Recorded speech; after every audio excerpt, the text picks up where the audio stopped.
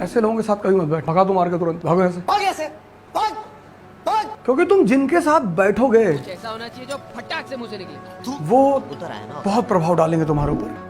मान लो तुम्हारे father district collector के चपरासी और तुम आईएएस हो गए फर्स्ट रैंक, तुम्हारी वजह से तुम्हारे फादर उस कलेक्टर के बराबर आ गए। अब वो तुम्हारे फादर से ये नहीं कह सकता कि जमीन पर बैठो। इसलिए जो अमीरों के सामने जब बड़ी बड़ी बातें करते हो कि मुझे आईएएस बनना है, पीएम बनना है, तो तुम्हें डराते हैं, अरे नहीं बेटा पहले छोटी मोटी नौकरी देख लो। ये बात वीडियो में जानी चाहिए। जैसे मोदी है आज, तो अखिलेश यादव, राहुल गांधी, ये सब राजा के बेटे हैं। तो चूंकि ये राजा के बेटे हैं तो they think that they are born to be the prime minister of India. ये तो राजा के बेटे हैं, वो तो एक आम आदमी का बेटा है और भारत का प्राइम मिनिस्टर सेकंड राउंड। कुछ भी कर रहा हो, गलत कर रहा हो, आग लगा रहा हो, लेकिन है। इनको बड़ा दर्द हो रहा है। जब भी तुम बहुत नीचे से ऊपर की तरफ जाते हो ना, तो जो आपके अगल बगल राजा महाराजा होते हैं ना, उनको बड़ा दर्द होता है। वो कह नहीं पाते उस बात को वो, लेकिन उनको दर्द बहुत होता है। मान लो तुम्हारे फादर चपरासी और डीएम डिस्ट्रिक्ट कलेक्टर के चपरासी और तुम आईएएस हो गए फर्स्ट रैंक, तो वो डिस्ट्रिक्ट कलेक्टर तुम्हारे फादर को अप्रिशिएट तो करेगा कि बड़ी खुशी हुई कि आपका बेटा आईएएस हो, लेकिन अंदर से उसको दुख बहुत होगा, क्योंकि तुम्हारी वजह से तुम्हारे फादर उस कलेक्टर के बराबर आ गए। अब वो तुम्हारे फादर से ये नहीं कह सकता कि जमीन पर बैठो, नहीं। उसको दुख ये नहीं है कि तुम आईएएस बन गए, उसको दुख ये है कि कल तक जो आदमी मेरा चपरासी था, आज मुझे उसे अपने बगल बिठाना पड़ेगा क्योंकि इसका बेटा डीएम है। इसलिए जो अमीरों के सामने जब बड़ी बड़ी बातें करते हो कि मुझे आईएएस बनना है, पीएम बनना है, तो तुम्हें डराते हैं, अरे नहीं बेटा पहले छोटी मोटी नौकरी देख लो, नहीं तो जिंदगी बर्बाद हो जाएगी। वो तुम्हें इसीलिए डिमोरलाइज कर देते हैं 98% कि इतना आसान थोड़ी होता है बेटा, बैंक में ट्राई कर लो पहले, ज़्यादा नहीं उड़ते।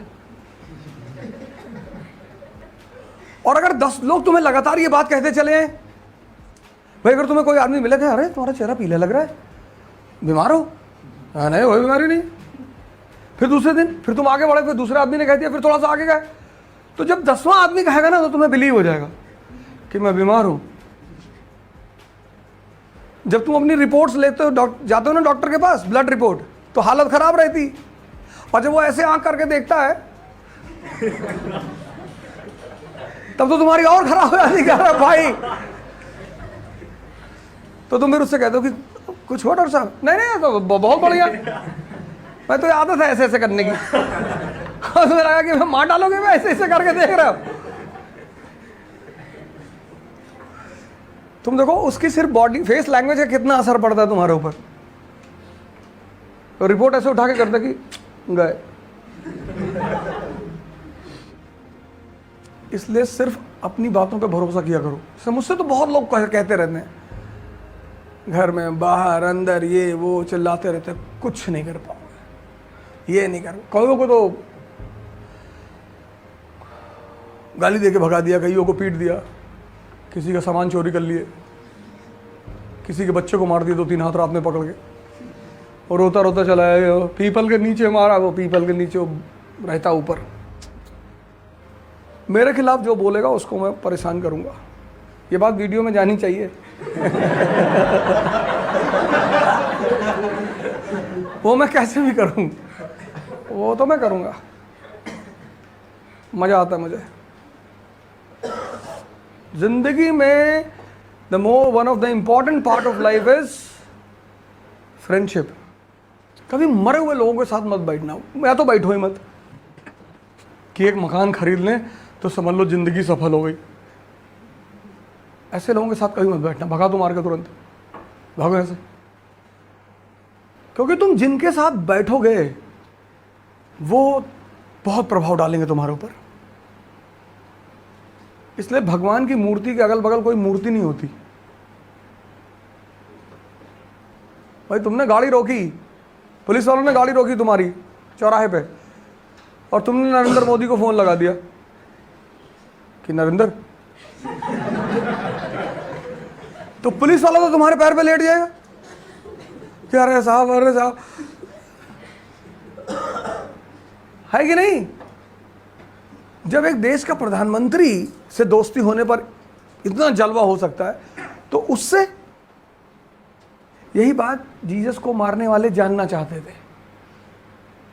पर जीसस की प्रॉब्लम यह थी, जीसस गलत नहीं थे, जीसस की प्रॉब्लम यह थी कि उन्हें साबित नहीं करना था, लेकिन फिर भी उन्होंने साबित किया। कैसे?